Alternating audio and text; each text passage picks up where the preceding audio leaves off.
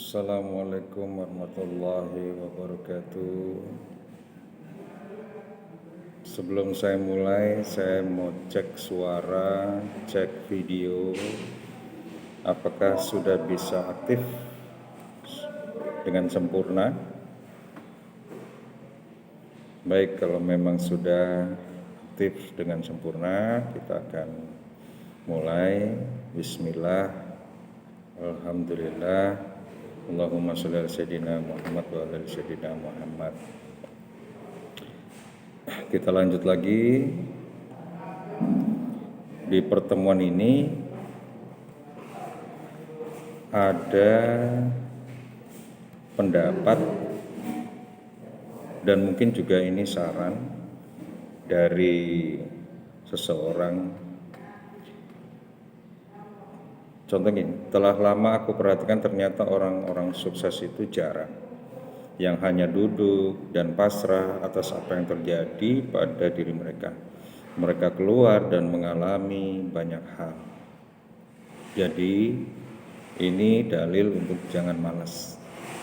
Banyak yang tanya ke saya, Pak, caranya biar enggak malas gimana? Ya udah, jangan malas. Enggak ada caranya, pokoknya jangan malas aja. Kalau kamu merasa, wah saya malas, ya sudah, bangkitkanlah dirimu. Paksakanlah dirimu untuk bangkit dari kemalasan. Jadi harus memperbanyak keaktifan. Karena manusia itu hidup dengan apa yang mereka biasakan. Kalau kamu biasa santai-santai, nggak ngapa-ngapain, ya kamu akan terbiasa dengan hal itu. Maka satu-satunya jalan dari hal itu ya kamu harus aktif. Jadi kuncinya mesti aktif. Ya, jangan bermalas-malasan. Saya sudah cek sendiri bahwa semua orang sukses itu tidak ada yang diam dan pasrah. Sukses bidang apapun, sukses di bidang apapun ya. Saya mau sukses Pak di bidang sufi Pak, yang pasrah dan rela. Tetap aja. Orang-orang sufi itu tidak ada yang diam saja. Mereka mengejar anugerahnya Allah. Mereka mengejar ridhonya Allah. Jadi justru mereka itu tidak tidur di siang hari, tidak tidur di malam hari. Isinya cuma ibadah saja.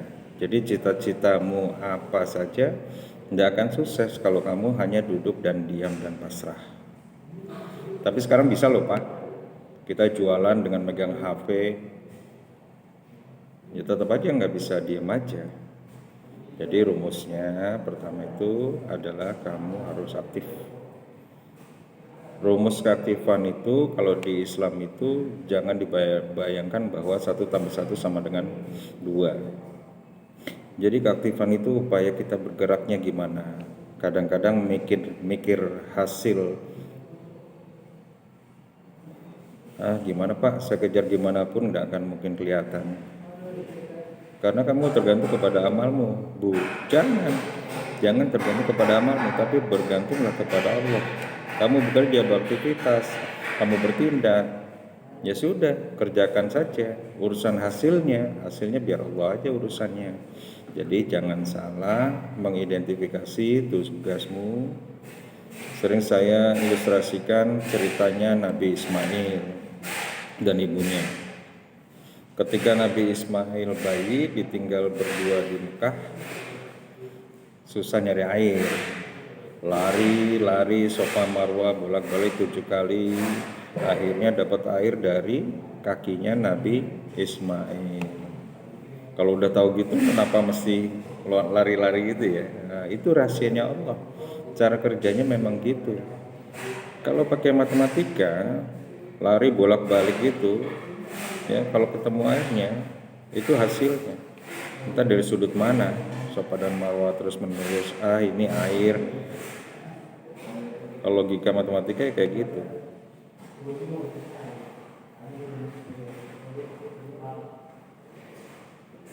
Ya sudahlah, pokoknya kamu aktif saja.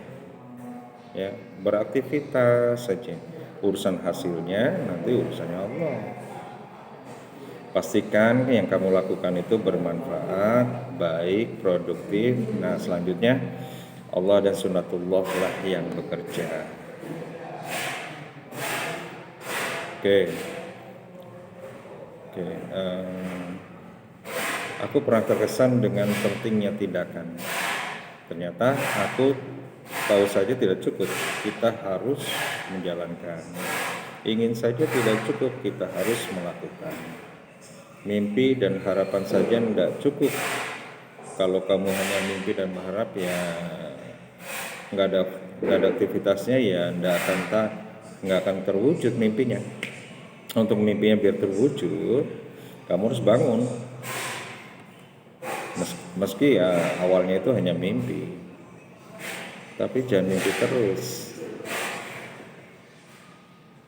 Kak, ada yang bilang gini, Pak, yang namanya hidup kan dimulai dari mimpi. Enggak juga. Mimpimu itu bisa jadi kenyataan, kamu harus bangun. Seenak-enaknya sukses dalam mimpi, jauh nikmatnya dibandingkan sukses dalam kenyataan.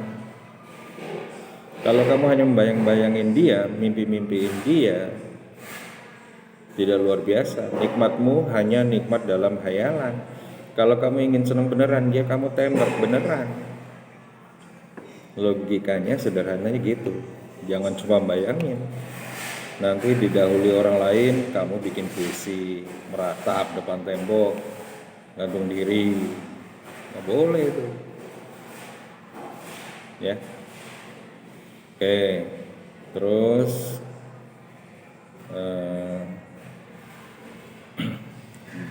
besi berkarat karena tidak dipakai. Pernah dengar gak? Air yang diam akan kehilangan jernihnya dan dalam suhu rendah dia akan beku. Pernah dengar gak? Demikian juga dengan ketidakarifan akan melemahkan pikiran.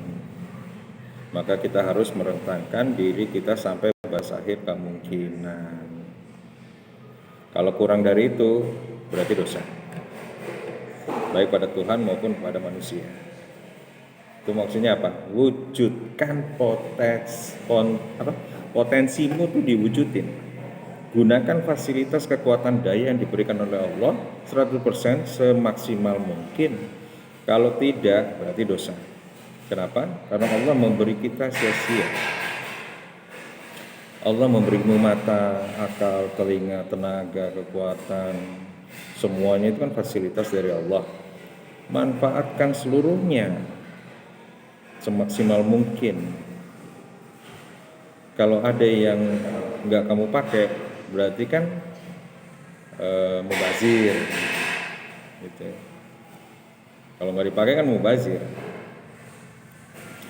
Makanya jangan menyia-nyiakan anugerah yang telah diberikan oleh Allah. Ya, gunakanlah sebaik mungkin agar kita bisa beraktivitas, kita gunakan sebaik mungkin, yang penting bermanfaat. Kalau hanya dilihat dari sisi luar atau sisi dalam, kamu harus bisa berkaca dalam dirimu, dalam dirimu itu apa, bagaimana, kamu harus tahu itu.